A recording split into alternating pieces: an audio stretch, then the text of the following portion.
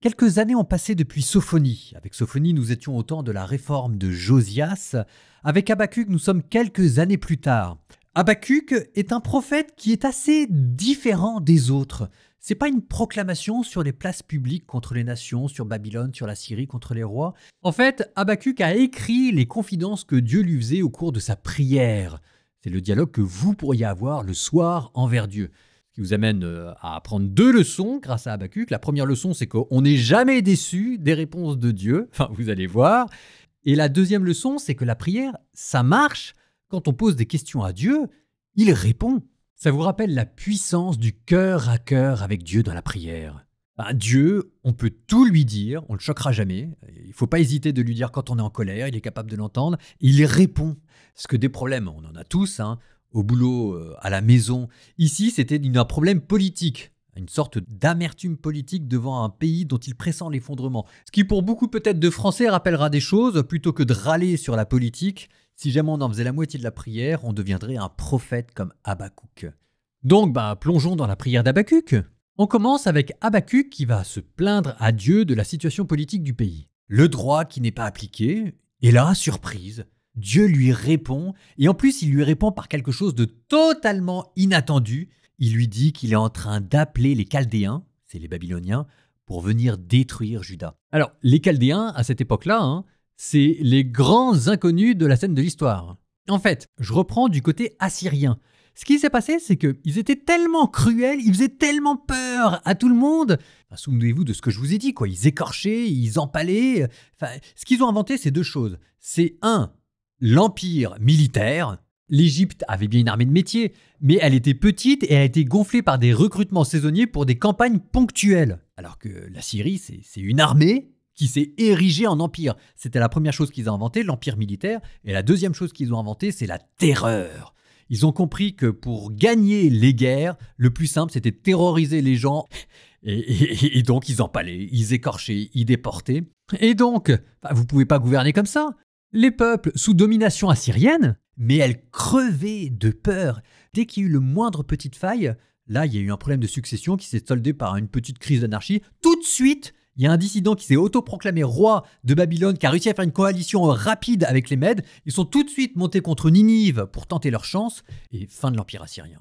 Bon, ça, c'était Michée, Donc là, maintenant, dans la prière, Dieu est en train de dire à Habacuc que c'est plus les Assyriens qui vont venir, c'est les Babyloniens, que personne n'attend. Alors là, grand moment de stupéfaction, parce que Habacuc, ça lui fait pas du tout plaisir. Vous savez ce que vous perdez, vous savez pas ce que vous gagnez. Les Babyloniens, ils n'étaient pas forcément beaucoup meilleurs que les Assyriens. Enfin si, un petit peu plus quand même. D'où, 2e tour dans la prière, à nouveau Habacuc qui interroge Dieu, ce qui vous donne une phrase remarquable d'ailleurs. « Seigneur, tu as établi les Chaldéens pour exécuter ton jugement, et tes yeux sont trop purs pour voir le mal. » Sous-entendu, mais enfin, tu vois pas ce qu'ils font, les Babyloniens ? Et parce que Habacuc veut une réponse et que Dieu lui donne pas, il va persévérer dans la prière. La prière, c'est pas magique, c'est un dialogue, ça prend du temps. Là encore, il y a une leçon pour nous, donc ça vous donnera début du chapitre 2. Et Dieu finit par répliquer. Bon, alors maintenant, après, vous avez peut-être déjà fait l'expérience dans la prière. Parfois, les 2e réponses de Dieu font encore plus peur que les premières réponses. Donc là, Dieu explique à Habacuc que c'est normal. C'est prévu, ça fait partie d'un plus grand plan, que si jamais il ne comprend pas, c'est parce que la vision n'est pas encore en train de s'accomplir en entier.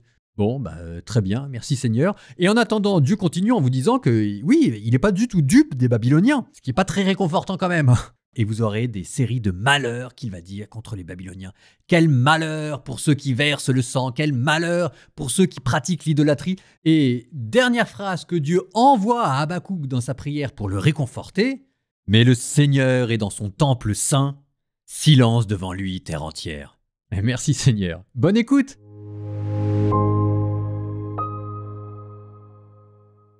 La proclamation de ce que le prophète Habacuc a vu.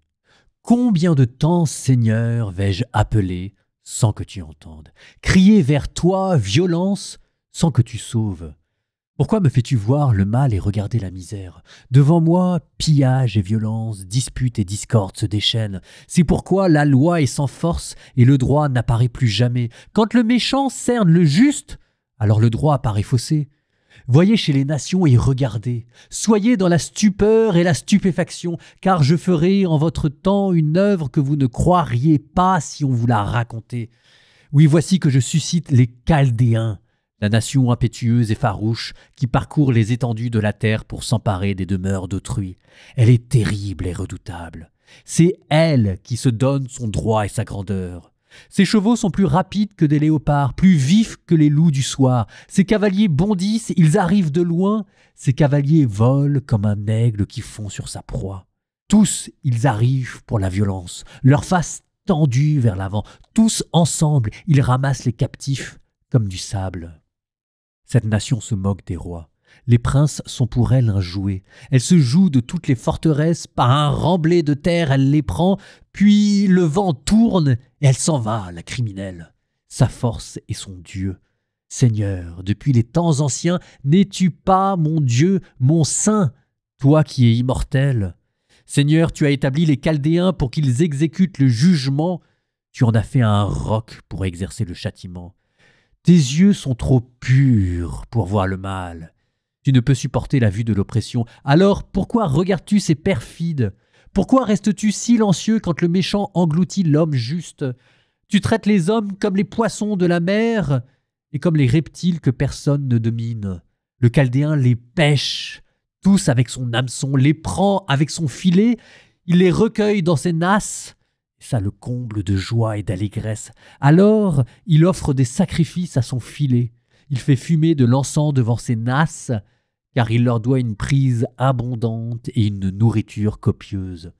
N'arrêtera-t-il pas de vider son filet, de massacrer sans pitié des nations? Je vais me tenir à mon poste de garde, rester debout sur mon rempart, guetter ce que Dieu me dira et comment il répliquera à mes plaintes.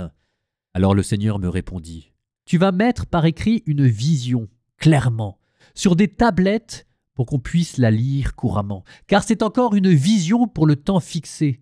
Elle tendra vers son accomplissement et ne décevra pas. Si elle paraît tarder, attends-la. Elle viendra certainement, sans retard. Celui qui est insolent n'a pas l'âme droite, mais le juste vivra par sa fidélité. Assurément, comme le vin est traître, l'homme fort est orgueilleux sans repos. Il ouvre large sa gorge comme l'enfer. Il est comme la mort, jamais rassasié. Il entasse pour lui toutes les nations. Il ramasse pour lui tous les peuples. Tous ne vont-ils pas proférer sur lui une satire, des pamphlets et des énigmes contre lui? Ils diront: quel malheur pour celui qui s'enrichit du bien des autres. Combien de temps encore? Et pour celui qui accumule des gages à son profit. Ne vont-ils pas se dresser soudain, tes créanciers, et se réveiller ceux qui te font trembler? Par eux tu seras mis au pillage. Comme tu as dépouillé de nombreuses nations, tout le reste des peuples te dépouillera à cause du sang de l'homme, à cause de la violence faite au pays, à la cité et à tous ses habitants. Quel malheur pour celui qui réalise un profit malhonnête pour sa maison, afin d'établir son nid sur la hauteur pour échapper à l'emprise du malheur. C'est la honte de ta maison que tu as décidé. En éliminant de nombreux peuples, c'est ta vie qui échoue.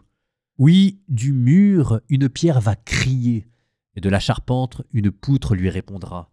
Quel malheur pour celui qui bâtit une ville dans le sang et fonde une cité sur le crime. Cela ne vient-il pas du Seigneur de l'univers que les peuples se fatiguent pour du feu, que les nations s'exténuent pour le néant? La connaissance de la gloire remplira la terre, comme les eaux recouvrent le fond de la mer. Quel malheur pour qui fait boire son prochain et lui verse du poison, au point de l'enivrer pour regarder sa nudité. Tu t'es rassasié d'infamie plus que de gloire. À ton tour de boire et d'exhiber ton prépuce.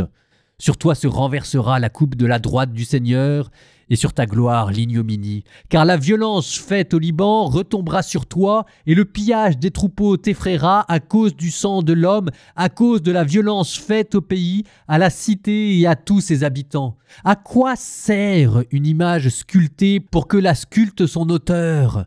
Une idole en métal qui enseigne le mensonge, pour qu'en elle se confie l'auteur qui les fabrique. Les faux dieux qu'il fait sont muets.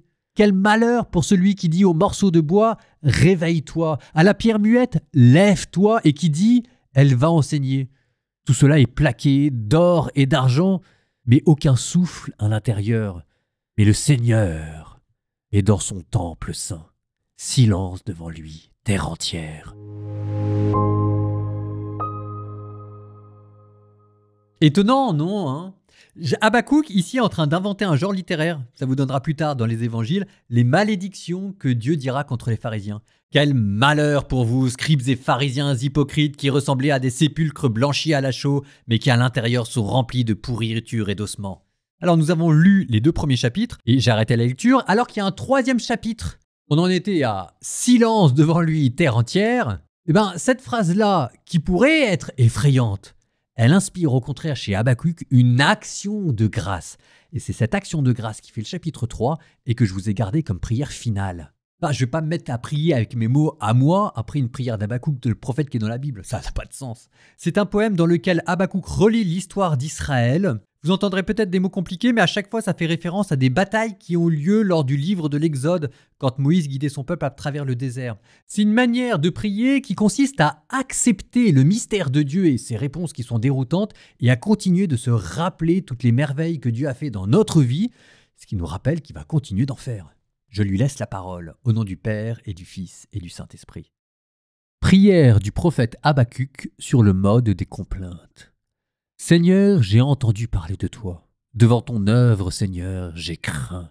Dans le cours des années, fais-la revivre. Dans le cours des années, fais-la connaître. Quand tu frémis de colère, souviens-toi d'avoir pitié. Dieu vient de Théman et le sein du mont de Paran. Sa majesté couvre les cieux, sa louange emplit la terre. Son éclat est pareil à la lumière. 2 rayons sortent de ses mains. Là se tient cachée sa puissance. Devant lui marche la peste, et la fièvre met ses pas dans les siens. Il s'arrête et la terre tremble, il regarde et fait sursauter les nations, les montagnes de toujours se disloquent, les collines d'autrefois s'effondrent, qui furent autrefois des routes pour lui. J'ai vu les tentes de Cushan dans la misère, les abris du pays de Madian chancellent. Est-ce contre les fleuves, Seigneur, que flambe ta colère? Contre les fleuves? Contre la mer? Ta fureur pour que tu montes sur tes chevaux, sur tes chars de victoire.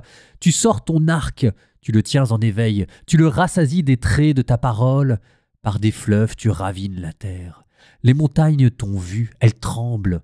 Une trombe d'eau a passé, l'abîme a donné de la voix. Le soleil là-haut a élevé ses mains. La lune s'est arrêtée en sa demeure, à la lueur de tes flèches qui volent, à la clarté des éclairs de ta lance. Dans ton indignation, tu parcours la terre. Dans ta colère, tu piétines les nations.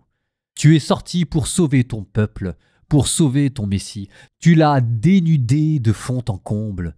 Tu as percé de ses traits le chef de ses guerriers. Il se déchaînait pour me disperser joyeusement, comme pour dévorer dans leurs repères malheureux. Tu as foulé de tes chevaux la mer et le remous des eaux profondes. J'ai entendu et mes entrailles ont frémi. À cette voix, mes lèvres tremblent. La carie pénètre mes os, et moi je frémis d'être là, d'attendre en silence le jour d'angoisse qui se lèvera sur le peuple dressé contre nous. Le figuier n'a pas fleuri, pas de récolte dans les vignes. Le fruit de l'olivier a déçu, dans les champs plus de nourriture. L'enclos s'est vidé de ses brebis et l'étable de son bétail. Et moi, je bondis de joie dans le Seigneur, j'exulte en Dieu mon Sauveur. Le Seigneur mon Dieu est ma force.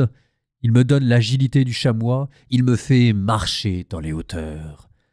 Au maître de chant, sur les instruments à cordes.